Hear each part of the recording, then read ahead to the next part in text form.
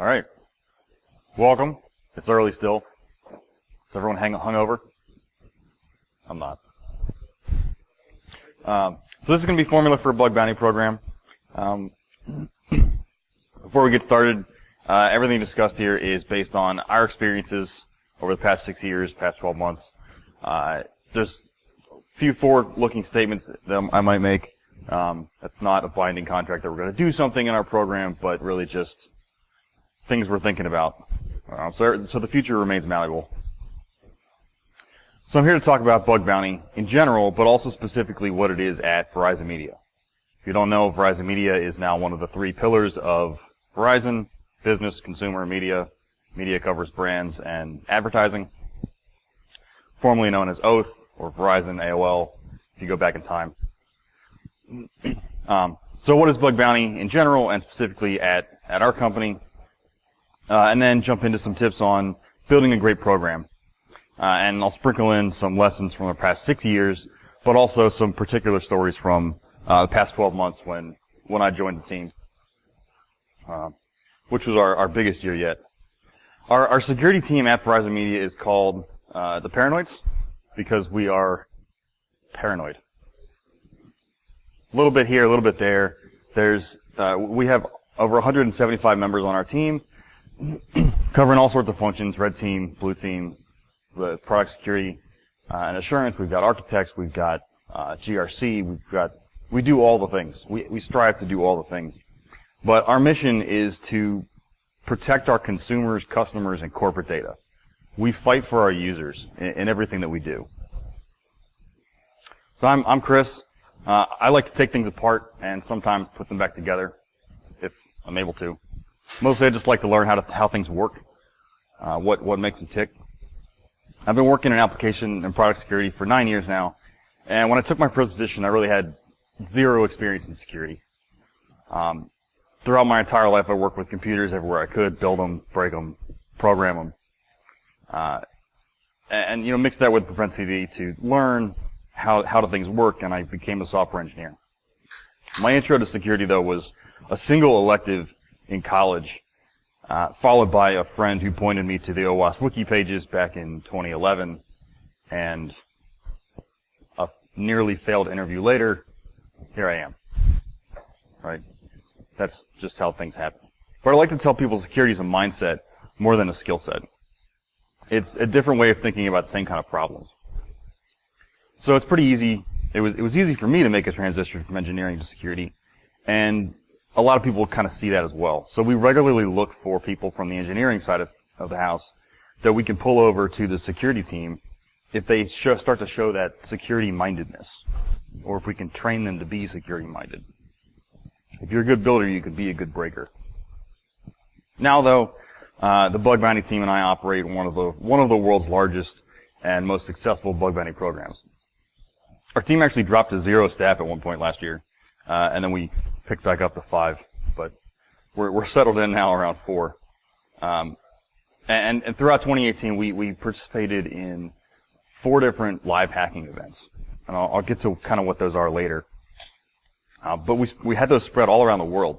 2 of them we actually worked with our vendor HackerOne to custom design the event structure to test some theories, innovate on the format and what is live hacking, what does it need to be, what could it be? Can we get more out of it? Can we produce more value and a more engaging experience rather than just bringing people into a room and throwing some money at them? Our program began paying out bounties in 2013, and last year alone, we paid out more than $5 million. Side note, but super critical, if you take one thing away from this, it should be that the amount of money spent is not a measure of success or failure. It's not a measure of security or insecurity. It's just how much money you spend. You can arbitrarily increase or decrease that, and it will produce all sorts of things, but money spent is not a measure of success.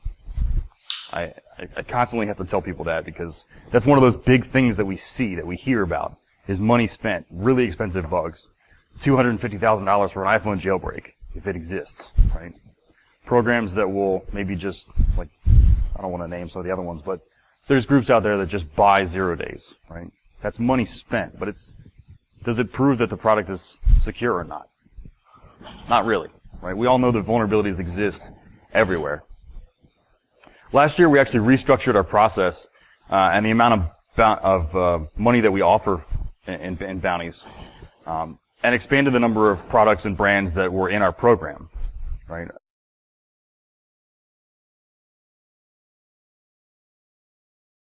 As we're working through the reorganization of merging all of our companies together under Verizon, we had a lot more to offer into our bug bounty program. So we grew like exponentially, or multiple exponents maybe even. But the point is, the dollar amount is more of a function of the energy and attention that we were able to invest into the program. So last year we had nearly 2,000 reports spread across those $5 million that we accepted and fixed. We had many more that like come in, but there's duplicates, there's garbage, there's all sorts of things. But nearly 2,000 were valid and good reports that we fixed, which is awesome. That's 2,000 bugs that don't exist anymore.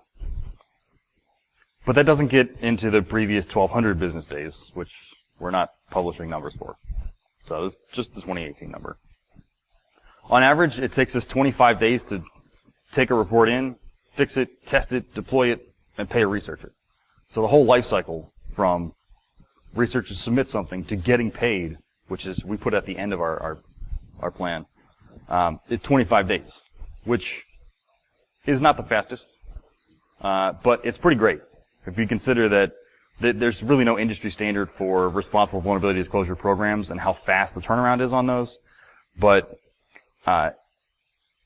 generally, people expect 60 days, and we pay them in 25. So we're beating that expectation, and we tend to be consistent with this. So sometimes it comes down to 3 days, sometimes it's 62 days, but on average, we're doing great, and our hackers seem to think so too. Over the lifespan of our program, we had over actually that one's not right. I fixed that in a minute. We'll get to that in a minute. Over 3,000 researchers, nearly 4,000 actually, from over 60 countries have participated in our program, have submitted reports to us, literally all over the world. But that number is really hard to understand without some perspective about what related to what, right? How many people are out there? I don't have the data for other platforms, but I'll use some data from HackerOne because we're partnered with them, and they frankly did the research. They produce a report, I think annually, about the state of bug bounty, which came out a couple months ago, if you want to look it up. And they found that on their platform they have 300,000 people that are registered. 300,000 hacker accounts exist on their platform. Of those, 10% have ever actually submitted a bug. Not great, right? 10% participation, okay. Of those 10%, only a quarter, 1 in 4, have ever gotten paid. So 2.5% of the overall. Okay, so that's some baseline numbers across the platform. How do we compare that to our program? Well, we've seen 3,900, nearly 4,000 researchers in our program over the past 6 years. And of those, we've paid 800, I think it's over 850, which means that 1 in 5 of the people in our program have ever gotten paid. So we're a little lower than the standard platform average. But that also means that 13% of the people that participate in bug bounty have worked with us, have worked for us. And 11% of the people that have been paid by us. So if you consider that we are one program, and there's hundreds and hundreds of other programs out there, we're a pretty large chunk of it. Right? And we do all of that with a team of 3 people. We just signed somebody for our 4th, but he'll be starting in a few weeks. So maybe we'll have more on that later at another conference. Sean Porras is our Director of Product Security and Assurance. Product Security is our team that partners with product development teams to build security into everything. We work on left shifting all of the security activities and going deeper into the development side rather than just break it at the end. Mark Litchfield, if you're familiar with bug bounty, you probably recognize his name. He's been a longtime researcher in the world of bug bounty, formerly one of actually our top hackers. He I think won some of our events in the past, and he still probably holds one of our top 5 slots. But he joined our team last year to help with running the program, and it's been fantastic to work with him. And then, of course, we're supported by all of the other Paranoids teams. Incident response, which we call fire, because everything's on fire, right? All sorts of teams. And if you want to hear more about the Paranoids, we've got a table outside, and the red team is running a CTF village. With I think the hardware is open source now, which is pretty cool. Yeah, it is. That actually one of our team members designed. So that's pretty cool. There's some really interesting bugs that they've developed into the hardware. So I'd recommend checking that out. So that's some numbers, but what is bug bounty? How do you get to what's the core of a successful program? We have to define what bug bounty is.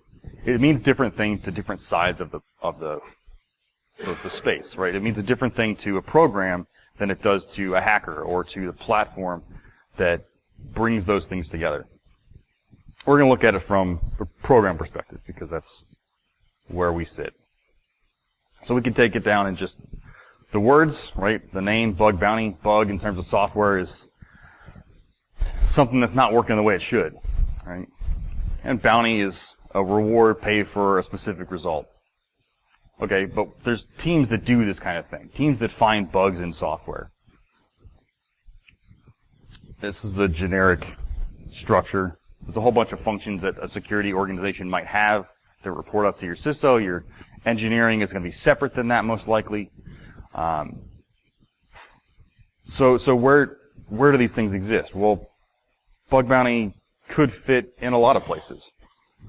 Researchers are a testing resource, and they really simulate being attacked by an adversary and then produce test cases. That's kind of like what the red team does. It's kind of like what application security does. Internal pen tests, external pen tests, with some elevated knowledge in some cases. There's information gathering, whether you go directly to the product team or you're doing, OSINT. So we could say it's just a pen test, right? You get a report, and there's particular work that happens. You know what happens on the schedule. You can work around that. It's going to cost whatever it costs. Staff is cheaper than going outsource, but you get what you pay for. If you want to pay a lot, you can get better quality, right? Cost and quality are going to vary by who you've hired. But it's also very much not a pen test, because the people participating in the program are not employees. They're not contractors even. So you really can't count on being able to control anything that they do. So the rules of engagement, good luck, right? You can set a program policy, you can set rules, but they're not contracted to you in any means. They're going to do whatever they're going to do, and you have to deal with the outcome of that. When they send in reports, it could be an amazing 17-page threat model with 0 days and flaws in architecture and amazingness. Or it could just be a single payload and nothing. Whiteness. Just blank screen. It can happen any time of the day, and it is happening all of the time because people are around the world. We've got hackers literally around the world. So we're always being hit by these guys. And it can cost literally anything. You could have a program that spends no money because you manage your software internally, you manage tickets and everything, you pay out directly however you're going to do that. Send gift cards out maybe, or swag. And who knows? Maybe you want to pay $400,000 for a single bug. One bug a year. Best bug gets the pot. Right? The cost is really what you have available and what are the incentives you want to set. And the quality is going to vary by the individual, not the company that you're hiring, because these are individual people. They don't work for a group in most cases. So it's a pen test, but also very much not a pen test. So what do we call it? Usually we just call it a pen test, even though it's really not. But the reality lies somewhere between the two, And exactly where is really a direct function of the program that you build and every single person in the security organization and the development organizations, security and development, that work together to support the bug bounty program. Because it can impact everything in the company if you want it to. So researchers might identify flaws in the design of a system that needs to get re-architected. So the architects get work. It could prove a security control doesn't work as intended, and policy needs to change. So your GRC group has work to do. They act kind of like a red team. Sometimes without a schedule, limited rules of engagement, if any, depending on how the team works.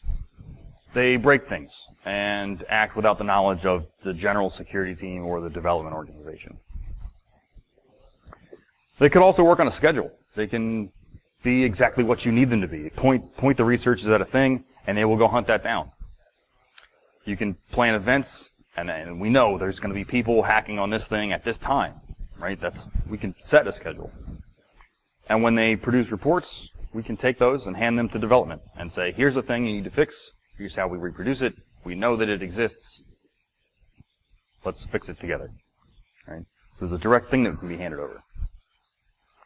Or maybe they're just setting off alerts all over the network. And the teams that monitor the network are seeing these things, and we can alert on them and protect against that. Statically, dynamically, responsive or not. So they attack the system as a whole. They cause work for everybody. Everybody in security, everybody in development. So you have to respond as a whole. And since the bugs can impact everybody, we need to get everybody involved. Our team has 3 major pieces to our program right now. Business as usual, the bug bounty lifecycle, and live hacking events. So business as usual is just the general idea of researchers are the ones doing the work. I kind of got into I mix up the word researchers and hackers, but they're the same group of people. So it's just, I don't know. Sometimes there's a positive or negative connotation to one word or the other. Try and be consistent, but they know what they are. They know what they are. But they're the ones finding bugs. They write something that resembles a report, and they send it in to us. And we have some of the best researchers in the world. One of our guys who focuses on a particular type of bug, he's, I would say, the best at that kind of bug because of the success he's shown. He uses bug bounty actually to fund 3 and probably by this point maybe 4. He's probably started another one. Different businesses that he and his wife run. So he does hacking on the side to support all the other business ventures that he has.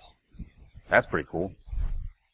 We've got 1 or 2 pairs of people that do pen testing to develop tools and OSINT and like actual AppSec tools that they prototype while they're doing hacking, and then we'll hand those off and sell them to companies and other bug bounty hunters to keep making more money off of that, right?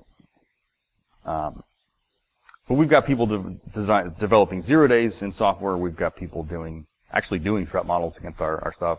We've got people finding cross-site scripting payloads that just execute. Like it's all over the place.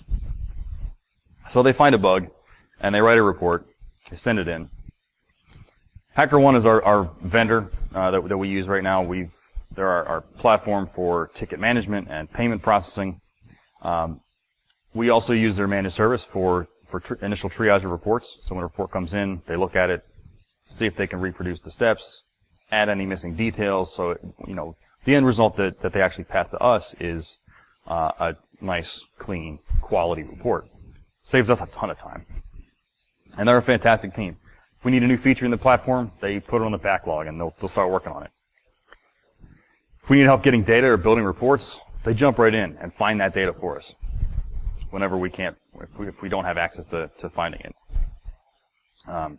When we want to run an event or cause a burst in reports because we're going to do something, like point people in a direction, the triage team is the first group that we notify so that they can handle that surge of activity. And we've strained them in the past year. Once a bug's been triaged, it comes to us, the paranoids, bug bounty team on the paranoids. We go through the process of deciding who needs to get involved in this bug. It's usually just the developers, but maybe it's incident response. Maybe we need to go ask the legal or privacy team, how do you classify this data, right? If something, we're looking at a string of data that came out of a bug, should that be more protected? Is it okay where it's at, even though the bug that exists needs to get fixed? So we got to decide if we need to build more engagement with that product. So then we'll figure out who needs to get involved, get those people involved. Usually it's just the developers. So developers are the ones that are going to fix it. We partner with them. We'll help design a fix. We'll test it with them. Sometimes we can even go to the point of actually identifying lines of code and specific fixes that might need doing. So we can save them some time. And wherever possible, we're happy to educate and train. And right, our goal is to left shift security, build it in, right? If we're always just fixing point-in-time bugs, we're never really going to make progress. What our devs are the best. They're absolutely the most critical piece of the process. If we don't have support from them, if they're not engaged, we're not fixing anything, right? Security team, even though a lot of us come from an engineering background, we're not the developers. This is not our code. We can't just fix things. We don't know their pipeline. We can't necessarily deploy the fix, even if we could fix the code. So we need our developers involved. And with the hundreds and I don't know how many thousands of products that we have, different tech stacks that are all over the place, we have some of the best, I think, in the world. And because they're always excited to see us showing up. Like when we hand them bugs, they're always excited. Like, what's this new thing? Is this a new attack? Is this something different? What can I learn from that? Once a bug is fixed, our team will then go back through the runbook and we'll work on retesting it, determine how much, if any, award we're going to grant, and then distribute that through the platform back to the researcher. And if all went well, researcher comes back to us with new vulns down the road. Rinse, repeat. Simple. One job, hand it off to the next. Until we really decide that just kind of looks like outsourced pen testing, which it is, right? But it should be more than that. It can be more than that. And there's some groups in the space that are designing bug bounty to be outsourced pen testing, and that's kind of what you can pay for. You can pay for work. You can pay for effort, but it can really be a lot more than that on the inside. So the other thing that our team does is to take the software development cycle used to build software, and this is not ours, but just a generic process, right? You can apply that to anything, agile, waterfall, sprints and iterations, like whatever the process. It kind of looks like that. You got to design it, build it, test it, deploy it. But we can turn that backwards, and we call it the bug bounty lifecycle. It's the idea that when a report comes in, it doesn't have to be just a single bug. We can actually cascade the fix back up the chain and drive deeper, wider changes across tech. So we get a payload that executes in production, probably just a small fix. 1 or 2 lines of code. Maybe we add something to a blacklist or a whitelist. Push that out. Fixed. Done. Simple. 5 hours. 2 hours. 4 days. Instead, though, we maybe want to back that up by implementing a tool that we can scan for that fix, for that test case, or add a payload into an existing scanner that we can look for something. We can build a test case. Maybe we go back a little farther, we identify enough of those, and find out we can build a new library or implement some other library into a particular product that's being hit. So we can fix that issue across the whole code base, that product. We can go back a little farther to the architects to maybe build a new control or adjust a control that exists because it's not working the way that it was designed, or it's working the way it was designed but not being used the way that it was designed or intended. So maybe something's just missing. Okay. We can go back even farther maybe and take the lessons and write a new requirement, policy, standard, and then deploy that across the entire product organization. Fix that issue across everything. Right? Could be all off of a single report, and in some cases it is. More likely, though, it's off of a series of reports. You see someone attacking a product, and they attack this, and then that, and the next thing, and the next thing, and we've identified a chain of these are all related vulnerabilities, related attacks, and now they've developed enough knowledge about the application, they can take it to the next level, and they find the next thing, and then we need to really engage with different groups of the development organization. The last piece of our program right now is live hacking events. It's probably the most visible, honestly. So these events tend to take place over usually a few days, and the format's been changing because of some tests we've been running the past few months or so. But we have a bunch of researchers, a bunch of hackers come in to a particular place. We point them at a product or a feature or maybe a particular bug that we want to find and say, do it, hit it, find it, test that thing. And they will, right? It's a sharp tool that we can use to focus on a particular thing. And the hackers use it to build their community. So they love to come together and spend time with each other and see a new part of the world because we use it as an opportunity to travel sometimes. Sometimes they like to show off their skills and like prove to each other that I'm better than you because I can find this bug and you can't. Right? Sometimes it's competition. But a lot of times they use it, the hackers use it, HackerOne uses it, and we as a program use it to train new hackers or recruit them into our security team. Mark Listfield was one of them that we recruited onto our team. Right? Other programs are constantly trying to do that. Because they've shown that they have that skill. They've shown the ability to, prove a vulnerability exists, and then depending on, maybe a particular person is better at the fixing side of things. They write excellent reports and they're really engaged throughout the entire life cycle of a bug. So they provide all that extra value. But I got a couple of quotes from hackers from some of our live events. Was for sure one of the best days of my life. This was a guy that I'm not sure. I don't think he'd actually been participating in bug bounty before the event that I met him at. But one thing is for sure that everyone enjoys a really well planned event. The line I like here is, I will be radically changing the way that I hack from now on. It's a powerful statement to hear from someone that, we've interfaced with online, a few messages here and there, and now shaking hands at an event. We love to be part of these events as a program, and particularly with HackerOne, our partner for these events, because and the feedback we've received is just amazing. We love it. Our vendor seems to love us showing up, and the hackers love it when we show up. All right, so that's what it is. But how can you take some of that success and emulate that or produce your own program out of it? Well, I call this talk a formula, but it's not really a formula. It's more of a recipe. I tried to write a formula, and it just didn't make sense. It's more of a recipe because you have all these pieces that come together, and at different times you need to emphasize different parts of it to get different flavors out of it. But the whole thing doesn't work if you're missing any of them. So we've got community and integrity as some of the cornerstones. And, of course, money.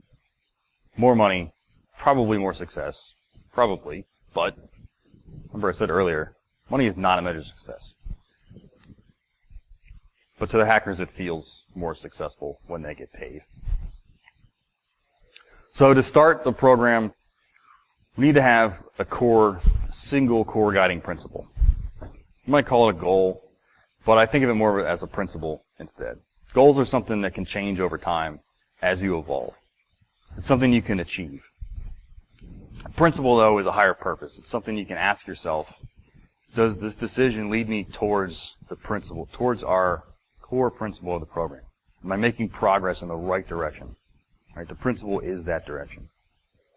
So ours was and still is, we fight for our users. Right? We are paranoids. We use our position on the internet to fight for those that need it. Maybe they can't fight for themselves. Maybe they just need help. Maybe they don't even know it.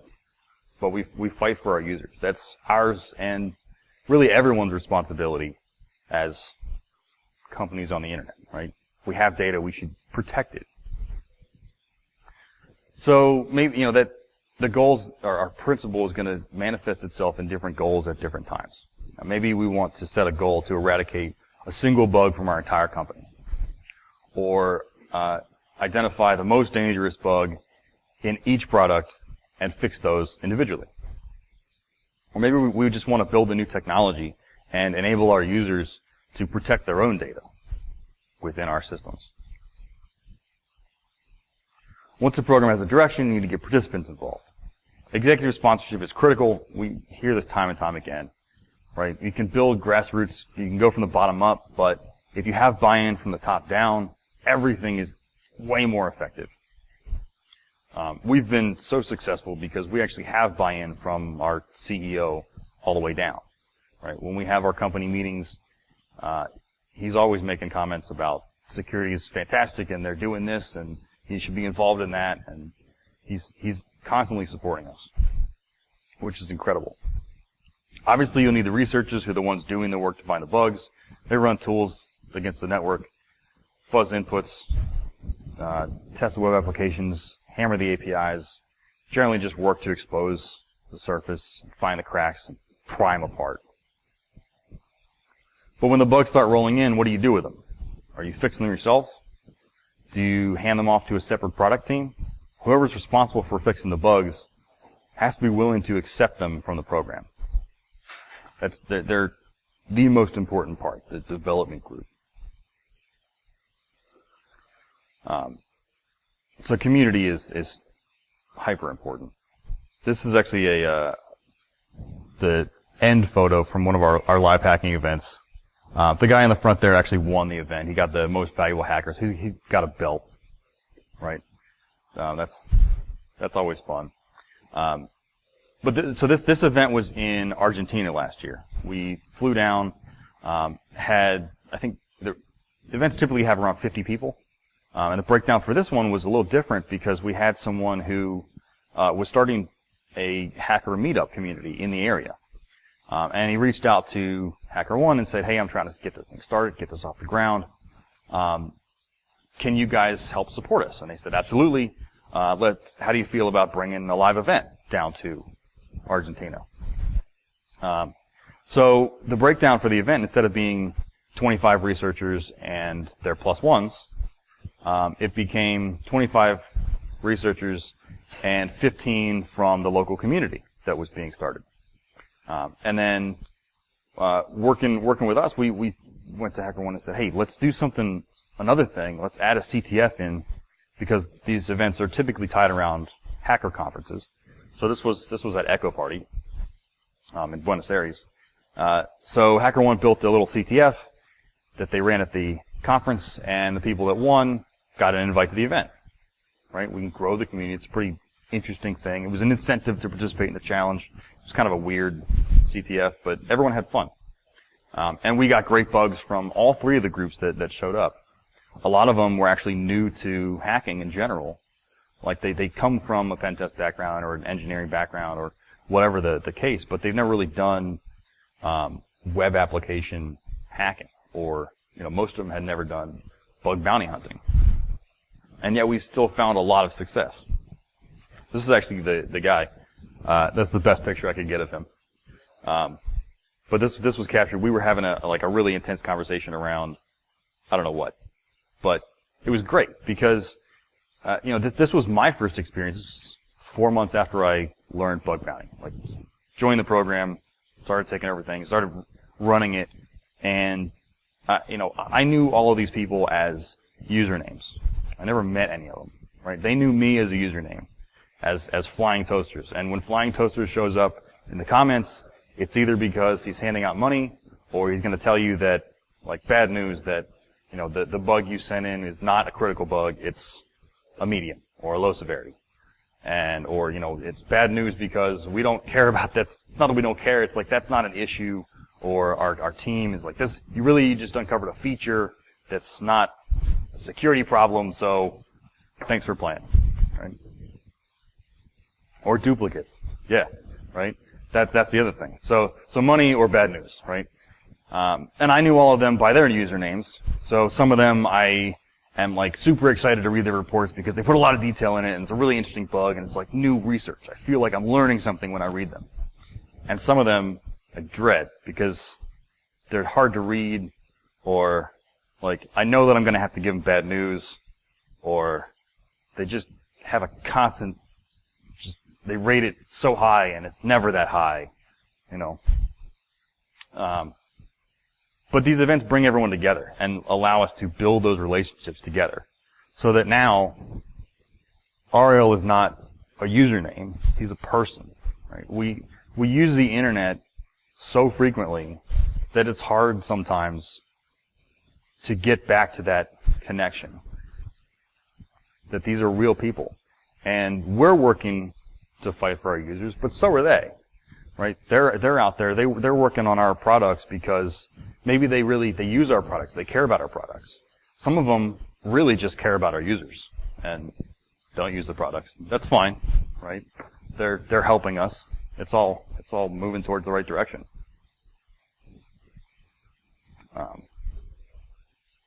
The next piece, and I'm not a behavioral psychologist, but I've noticed throughout my life that people live up to expectations that you set.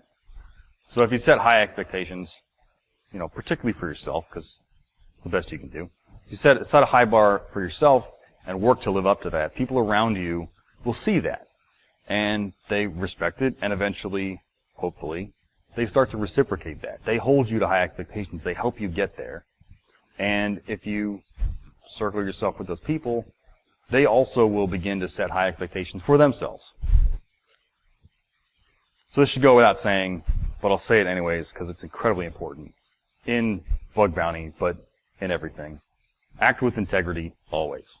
Right? And again, act with integrity always.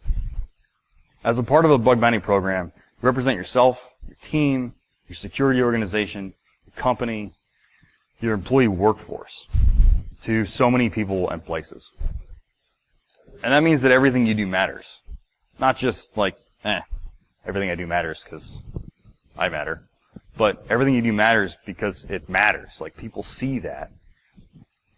People are watching. It often manifests itself through integrity. Integrity manifests itself through honesty. So a simple, common example that I can think of is, like, the hackers are going to ask, can you tell me more about this? I want to know details about this thing. Can you help me devise an ID for this function so that I can bypass brute forcing and IDs? Can you tell me what happened in that last feature update? Can you give me the code? Can you give me the zone files? And we find ourselves in a situation where we're not able or not allowed or just shouldn't answer those questions. So we could say no or make something up or lie, but really I would say the right way to answer that is I can't answer that because it's confidential information. Period. Fact. End of statement. Let's move on, right? They push the bounds. They're natural red teamers, right? Even though they may not think about it that way. They're trying to social engineer at every opportunity, intentionally or not. So, as the program, we have to be defensive and firm. So we do our best to make decisions that are fair and line up with the program principle. And our experience has largely been that really no one who participates in bug bounty programs acts with malice. So these are a couple of comments I've got here that were logged in the bug bounty reports. These come from hackers, and it's, an auditable history. Comments from the hackers, comments from our team members, comments. But it's got, was the last comment helpful? Can I help in any other way? Absolutely. There's always more you can do, right? But they ask, they care. They may act with disregard, but you can preempt a lot of that with the relationships. Usually, it's just mistakes that happen. It's not malice. It's just, whoops. Researchers participate for all sorts of reasons. For money and fame, the thrill of the hunt, and sometimes just because they care about our products or consumers and truly want to make our stuff more secure. And along the way, bad things might happen. Well, strike that actually. Bad things will happen.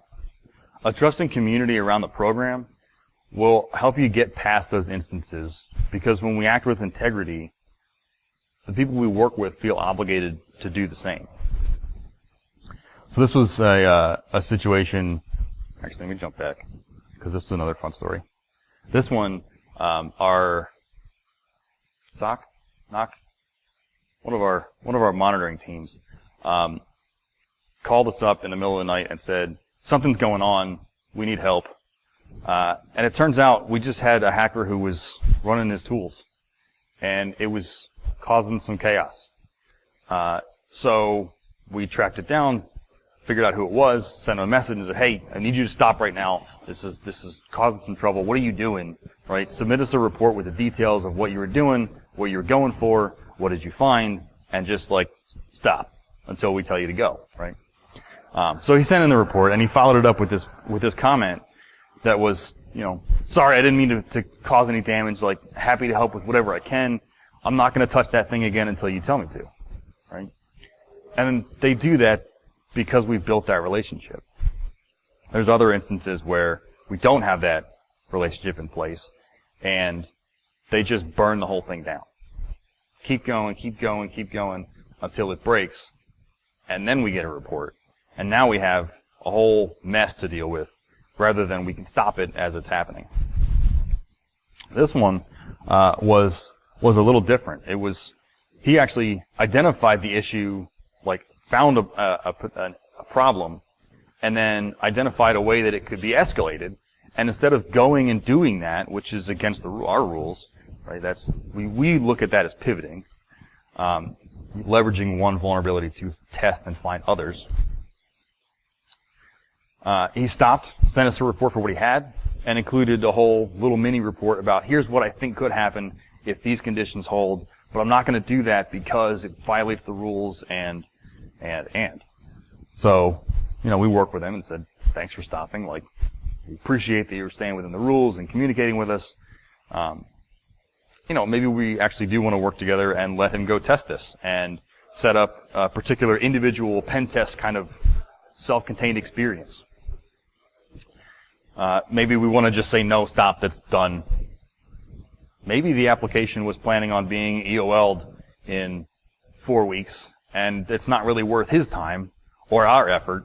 So, thanks, but move on, right? But without that, without stopping and thinking about that and respecting the relationship, it's just another burned system. And it's a bad experience, and now we have someone who's broken our rules. And trust is one of the most important currencies that we have with our researchers, with our developers, and obviously with the executives, right? Researchers are going to follow the rules. Developers are going to be happy and engaged with us when we bring them reports, and the executives support everything that we do. Right? So trust is important with everybody. This is like one of the quintessential trust statements, built in drops and lost in buckets. It takes a long time. It's every comment, every payout, every interaction, every phone call, every meeting, every email that slowly adds that trust when we act with visible repetition, that we're following our guiding principle, that we're moving in the right direction. with our researchers. Sorry. So to act with consistency requires some documentation, and you might argue that documentation should come first. I don't think it needs to. It should. It probably should, but it doesn't really have to. You could operate with everything entirely inside the heads of your team members, and that probably won't be consistent for very long unless you're some sort of super intelligent, hive-minded being. But I suppose it is possible. But no, you really probably quickly realize that it's useful to write down the important things. How do you accept bug submissions? Do you notify anybody besides the development team when a bug comes in? Who? When? Is there a special process for handing bugs to developers? Is it different for different teams? Are there rules that the researchers need to follow? What happens if the rules get broken? What information do you need to request from the researchers? Does your team add anything else to that information? When do you qualify a bug as fixed? How do you track all the reports that come in? Are you awarding researchers? How do you determine what they receive? Probably going to need some money to get the ball rolling, especially if you decide to award researchers. Back in the day, we actually, AOL had a program that worked the way many others did at the time, which was, thanks for submitting, we'll put your username on a Hall of Fame webpage. And that worked at the time enough. But to stay competitive, you really have to keep the attention of the best researchers out there. So that's going to cost some money. If you want to use a vendor or platform or services, that's going to cost. If you have dedicated resources to operate the program, staff members aren't free. Maybe you want to mail out t-shirts, cotton, ink, stamps. That's going to set you back a bit, especially over time. And I actually recommend setting bounties for particular bugs that you want to see reported. There's kind of the twist on the Field of Dreams adage in the world of bug bounties, which if you pay them, they will succeed. Right? If you point them in a direction and offer money, they will find that thing. This was some swag that we had at a recent event. The little buttons. Find me later, I can show it to you. But little button that like Bluetooth to your phone and you can change anything that's on it. They were a ton of fun. People were actually bartering with those at RSA to like get invites to things. It was really amusing. Our second year at H1415, which is HackerOne names their events based on the area code that the event's happening in, so 415. So this is San Francisco, a couple months ago. We offered a massive bonus for a particular bug. We were bringing a product to the event, and along with that product, we brought we wanted to test some of our security controls that we had, and we said, if you can find this particular bug, we will offer a $50,000 bonus. We're not going to say that we're not going to prescribe what the bug is, but we're going to say if you get this result, whatever bug came with it, plus 50 grand. So this was a $7,000 bug with a $50,000 bonus. And we had over 30 people working on it, and in the end, two guys who had partnered up ended up solving it and won the bonus. But really, it's our program that won. Our consumers, our customers, are more secure because they all worked and they worked together to find that bug. The format's actually already been copied a few times, and I expect it will continue because it really drove. It was a massive incentive, and it drove engagement down a particular path. But in general, we define a bounty table that says we will pay $100 to $500 for low severity bugs, $15,000 for critical bugs, and all the rest in between. You can be more specific. Some programs are. We actually list. We have another table that matches this that lists payouts or it lists severity ranges for particular bugs. And there's a mix of outcomes and vulnerabilities and exploits and things. But we list the severity with the vulnerability.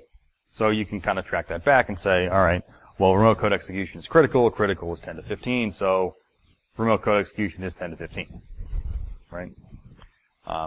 And we actually have another column in this table that we don't publish that says, standardly, right? In general, we will pay X amount of dollars for each of these bug types. We don't publish that, though, because that would then hold us to an accountability standard. If we say we're always going to pay this amount for this bug, then whenever we deviate from that, we end up with an argument, right? We're breaking trust with our researchers because we're now violating that contract that we've said. But so not publishing it gives a little bit of flexibility, because maybe the same bug in a different product is not as bad, right? The product is not as meaningful in some cases, or the impact of that bug in the other product is not as valuable. There's maybe no data in a marketing site, so SQL injection just allows you to change the content. You're not pulling any data out of there, any meaningful data that's not publicly available already. Maybe we want to offer bonuses, and we regularly do for quality reports, like really well-written content, or unique research that's happening. There's all sorts of ways to play with that. So you want to be transparent about it, but not overly transparent. And the last piece is challenge your assumptions. We think live hacking has to be a certain format. Bring hackers out, point them at a thing, pay them, go home. But it doesn't have to be just that. It can be a lot more. We ran an event in New York.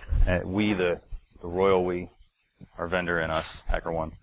Our event in New York, we ran some statistics on our program, identified the statistically most valuable hackers, like, people that have received the most money, people that have received the most average money per report, most reports submitted, most, highest severity reports, mash all those things up, and we can create a statistic of these are our most impactful hackers. Bring them to an event, and we actually put them on teams this time, which had not really been done before. It's been tried out here and there. Hackers were allowed to form teams to work together, but in this instance, we actually put everyone on teams. So we had 8 teams of 4, 32 hackers. Some of them were super excited. Some of them were like, I don't want to do teams. This is not going to be fun. And walking out, every single one of them said, this was amazing. This was a fun format. I learned from the team members. I learned from other teams. And it was just generally amazing feedback. We think that researchers aren't going to find bugs in products that have already been attacked for years. We actually had, in New York, we did a multi-day format. So normally, product shows up for a day, and there's some lead time, and then there's a day of hacking, and then people go home. But we actually did this as a multi-day format. So we had lead up to one day, and then at the end of the day, we said, okay, we're actually going to add some new stuff. We're going to add a new product that no one has ever touched before. Hack on that. We'll give you a day of recon instead of 2 weeks. And then we had a second day of hacking on day 3 of the event. And we got some amazing bugs. We got amazing bugs for the new product, but we also got amazing bugs for the other products, the stuff we brought to day 1, which had been around.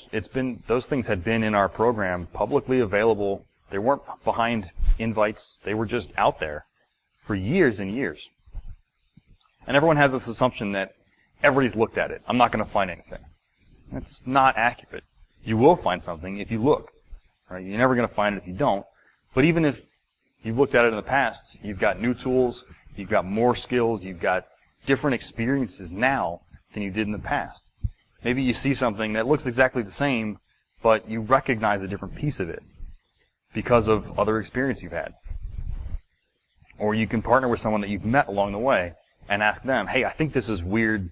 What do you see? So we have all these assumptions and just keep testing them. And we get some incredible changes out of it. So, to wrap up, talked a bit about how a bug bounty program should be used to fill gaps. It's not a replacement for anything. And if you're going to start a program or evolve an existing program, make sure you've got a well-defined principle at the core. We fight for our users. You sort of all know what kind of goes into making a good program, but you need to find the right amounts of each piece to really make your program successful in the way that you want it.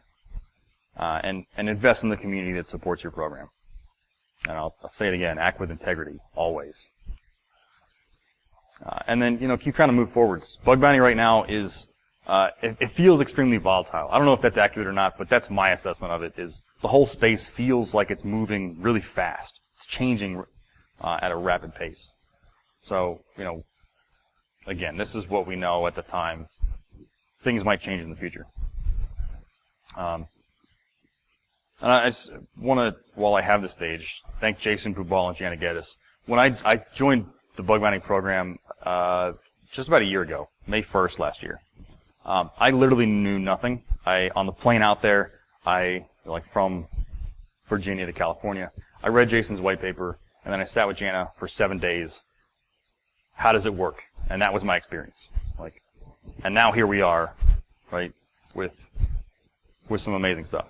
Everything since then has been a series of trial and error, calculated trials and manageable errors. What? Oh, you want the white paper? Here. Yeah, so there's a whole bunch of reference stuff, some blog posts and things. White paper's in there, in the paste bin. The white paper. Yeah, it's called Bug Bounty Programs Enterprise Implementation. Oh, no, that's all right. Yeah, it's a pretty easy read. It's kind of a lot of the same stuff that I've been saying, but oh yeah. No worries. I don't know. Do we have time left? Not really. Okay. If you have questions, find me later. So, thanks.